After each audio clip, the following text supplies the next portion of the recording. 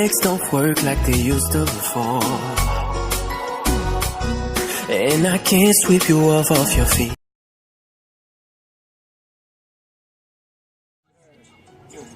Oh, tranquilamente. Ah, men, non si fa men. Pone le cose nel ferrame. Ah, sa mo men. Sa ko na men la men. Io pone me. Ne capisci ma che la men. Non dai men. Sa mo men. Questi sono si sta pregando. Pensa è importante che mi scopro di là. Ah, un capo di shit fu. Io che va che sai pula men. Ah, io pone me le cose là men. Apa mo men dele apo ba itu na ba itu fu. Mamba me la conya no men ba la itu na mama la ben apa. Skill fu. Ah, Baba, c'est ça men. parce que c'est beaucoup oui quoi quand même pas aussi. E poi ma per la men. Tu madame ko, madame. C'est ça men. Comment que non men. Pastor, al niveau pastor. Pas tellement ça men. Da ko pode ga jogar eu. Ah men. E como men. Ah, io non sapevo. Ah, poi abbiamo che la prendo come si dà. Mas assim, não vai. Che sta poi per la mano. Sempre capo. Man. Olha, eu, cara, não lei de não. Ah, não pode tirar se não vai na gula gula não. Ah, tô pensando que Non so che. Scrivimi si che mi capo Kapan pegang